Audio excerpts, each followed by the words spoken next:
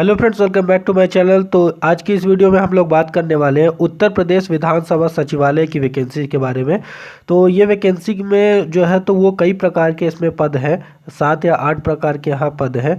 तो आज हम लोग इस वीडियो में इस वैकेंसी रिलेटेड जितनी भी इन्फॉर्मेशन उन सभी को पूरी डिटेल से जानने वाले हैं। और उससे पहले मैं कुछ चीज़ें आप लोग को बताना चाहता हूँ कि आप लोग जो है वो कोई पूरा वीडियो नहीं देखते हैं और उसके बाद कमेंट बॉक्स में अपने जो है डाउट पूछते हैं।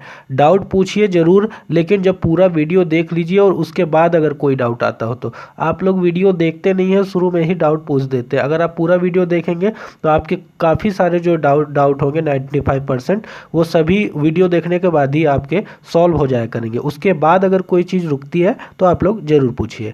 तो चलिए अब शुरू करते हैं इस वीडियो को। तो दोस्तों, हम लोग अगर बात करें तो इस वैकेंसी में जो है तो उसका सबसे पहले ऑनलाइन फॉर्म देख लेते हैं।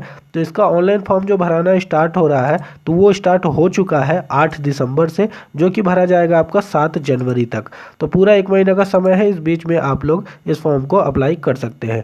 उसके बाद अगर बात करें इसमें तो इसमें जितने भी प्रकार के पद हैं ना, तो उसके लिए आपको सबके लिए अलग अलग अप्लाई करना पड़ेगा। यानी कि अगर आप सभी पदों के लिए या एक से ज़्यादा पदों के लिए अप्लाई करना चाहते हैं तो उसके लिए आपको अलग फॉर्म भरना होगा और अलग उसका एप्लीकेशन फीस जो है वो पे करना होगा। यहाँ इसकी पूरी महत्वपूर्ण चीज़ें दिखाई गई हैं। फॉर्म भरने के बारे में जो है तो वो इनके ऑफिशियल वेबसाइट पर जाकर आप लोग भर सकते हैं। लिंक इसका डिस्क्रिप्शन में दिया हुआ है और इसे आप इस प्रकार से भर सकते हैं, ये यहाँ पर शो भी किया हुआ है। तो ये देख कर आप आराम से इसे अप्लाई कर सकते हैं। उसके बाद अगर हम बताएं तो इसका जो पेपर होगा वो 2 फेजेज में होगा। एक प्री का एग्ज़ाम होगा, एक मेंस का होगा। प्री में जो भी सिलेबस होगा वो सभी पदों के लिए सेम रहेगा और मेंस में जितने भी पद अभी मैं आगे आपको बताऊँगा उन सभी के लिए अलग अलग एग्ज़ाम होंगे सभी पदों के लिए। तो अब हम लोग देख लेते हैं कि इसका जो एप्लीकेशन फ़ीस है वो कितने रहने वाला है। तो देखिए, जनरल कैटेगरी के लिए 950 रुपये की फ़ीस होगी यहाँ पर, और ओबीसी के लिए भी 950 रुपये की फ़ीस होगी, और साथ में ईडब्ल्यूएस के लिए भी 950 रुपये की फ़ीस होगी।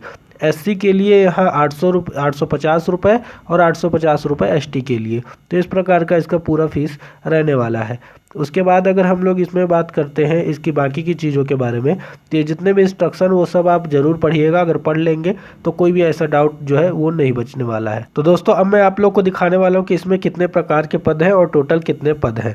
तो देखिए, इसमें जो वैकेंसी है वो एक संपादक की वैकेंसी है जिसमें टोटल 1 ही पोस्ट है, और प्रतिवेदक की है जिसमें 4 है, समीक्षा अधिकारी 13 पद है इसमें, अपर निजी सचिव जिसमें 2 पोस्ट है, सहायक समीक्षा अधिकारी इसमें सबसे ज़्यादा है 53 पोस्ट है, व्यवस्थापक की 1 पद है, यहाँ शोध एवं संदर्भ सहायक की भी 1 पद है, सूचीकार की 1 पद है, सुरक्षा सहायक जो मेल है पुरुषों के लिए 10 पद है यहाँ पर, और सुरक्षा सहायक महिलाओं के लिए यहाँ पर 1 पद है। तो टोटल नंबर ऑफ वैकेंसी अगर हम लोग यहाँ से देखें तो वो है 87 वैकेंसी के लिए ये जो है रिक्रूटमेंट निकाला गया है। और ये रिक्तियाँ जो है वो घट और बढ़ दोनों सकती हैं, जो भी उनका रूल होगा उसके अकॉर्डिंग।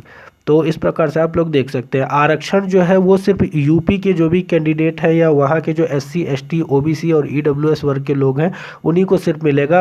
अदर राज्य के लोग अगर इसमें भरते हैं तो वो सिर्फ जनरल कैटेगरी में ही काउंट होगी। तो इस बात का आप लोग यहाँ से ध्यान रखिएगा।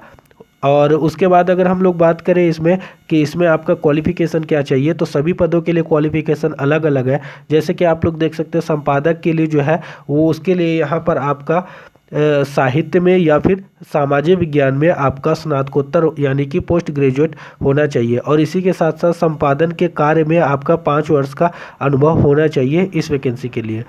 इसके बाद हम लोग बात करते हैं प्रतिवेदक के पद के बारे में। तो इसके लिए आपको इंटरमीडिएट पास होना ज़रूरी है, जो कि 12वीं होता है। तो 12वीं आपको पास होना यहाँ कंपलसरी है। उसी के साथ साथ हिंदी में आपको आशुलिपि यानी कि 140 शब्द प्रति मिनट की स्पीड से आपको टाइपिंग आनी चाहिए, और 120 शब्द प्रति मिनट की स्पीड से आपको इंग्लिश की टाइपिंग यहाँ पर आनी चाहिए। तभी आप लोग इस फॉर्म को अप्लाई कर सकते हैं इस पद के लिए। और उसके बाद जो समीक्षा अधिकारी का यहाँ पद है उसके लिए जो आपकी क्वालिफिकेशन मांगी गई है तो वो यहाँ पर स्नातक यानी ओनली ग्रेजुएट मांगी गई है। अपर निजी सचिव के लिए भी आपका यहाँ ग्रेजुएट मांगा गया है, और उसी के साथ साथ हिंदी में आपका न्यूनतम जो है 80 शब्द प्रति मिनट और 25 शब्द प्रति मिनट की स्पीड से आपके यहाँ आपका टाइपिंग होना चाहिए। 80 शब्द मतलब अगर आप स्टेनोग्राफी की करते हैं, 25 शब्द यानी कि आप सिंपल टाइपिंग अगर करते हैं तो।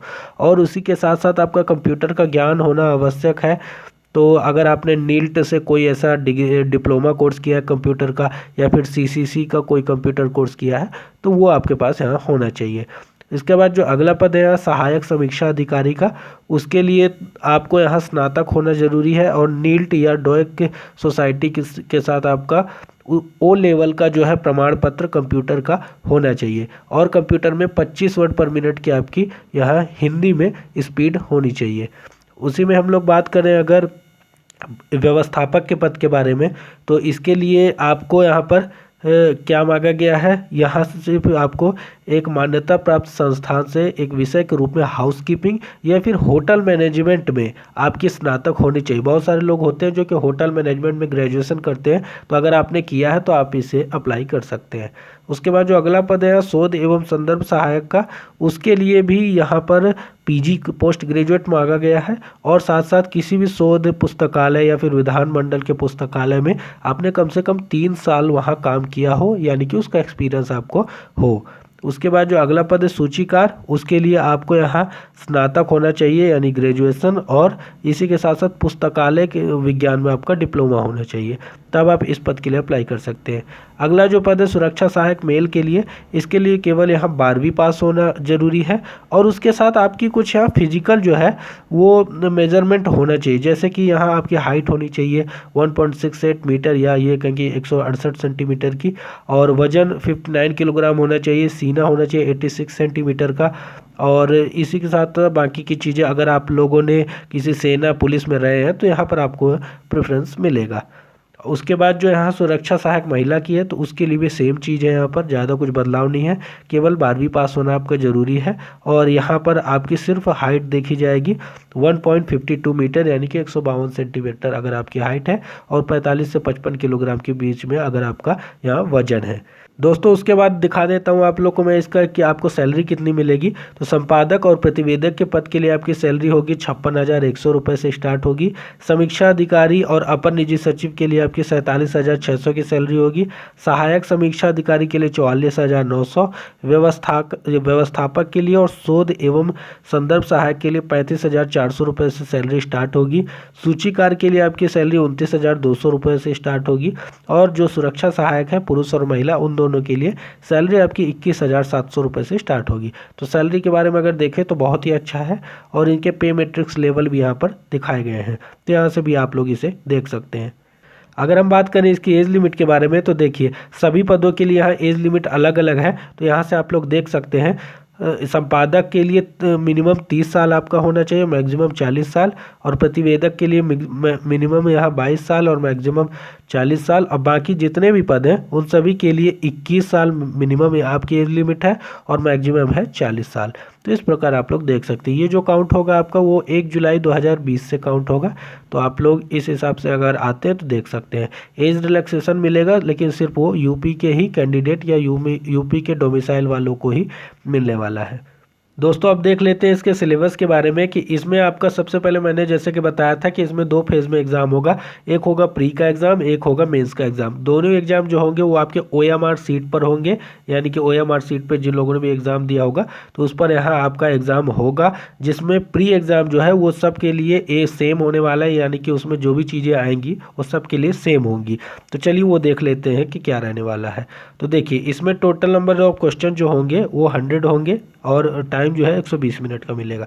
तो देखिए सामान्य अध्ययन आएगा आपका भाग 1 में, यानी कि आपका जनरल नॉलेज आएगा 50 क्वेश्चन 50 मार्क्स के और सामान्य हिंदी आएगी 50 क्वेश्चन 50 मार्क्स के। टोटल 100 क्वेश्चन 100 मार्क्स के होंगे, 120 मिनट यानी कि 2 घंटे का टाइम मिलेगा। टॉपिक वाइज सिलेबस जो है वो यहाँ पर दिया हुआ है, यहाँ से आप लोग इसे देख सकते हैं। उसके बाद जो मेंस का एग्ज़ाम होगा वो जितने भी पद हैं सबके लिए अलग अलग उसका सिलेबस यहाँ पर दिया हुआ है। जैसे संपादक के लिए आप लोग यहाँ देख सकते हैं कि यहाँ टोटल 150 क्वेश्चन आएंगे, 150 मार्क्स के, 2 घंटे का टाइम रहेगा। ये मेंस की पेपर के बारे में मैं बता रहा हूँ आपको। उसके बाद जितने भी पद उन सभी के लिए यहाँ पर दिया हुआ है। जैसे प्रतिवेदक के लिए आप लोग देख लीजिए यहाँ पर है।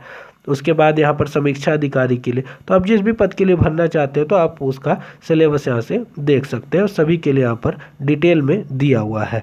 तो इस प्रकार का ये पूरा इसका प्रोसेस होने वाला है। अगर आप लोग इसके लिए इंटरेस्टेड हैं तो आप लोग अप्लाई ज़रूर करिएगा। तो दोस्तों इस वैकेंसी से रिलेटेड जितनी भी ज़रूरी जानकारी थी वो सब मैंने आप लोग को पूरी डिटेल से बता दी है और अगर आप लोग को ये वीडियो पसंद आया है तो इसे लाइक कर दीजिए, चैनल पर नए तो चैनल को सब्सक्राइब करके ऑल का बटन जरूर प्रेस करिए और वीडियो को ज़्यादा से ज़्यादा शेयर किया कीजिए अपने फेसबुक, इंस्टाग्राम और व्हाट्सएप जहाँ जहाँ भी आप लोग अवेलेबल हैं। तो चलिए मिलते हैं किसी नेक्स्ट वीडियो में, किसी नेक्स्ट वैकेंसी या कोई न्यूज़ लेकर। तो तब तक के लिए थैंक यू सो मच।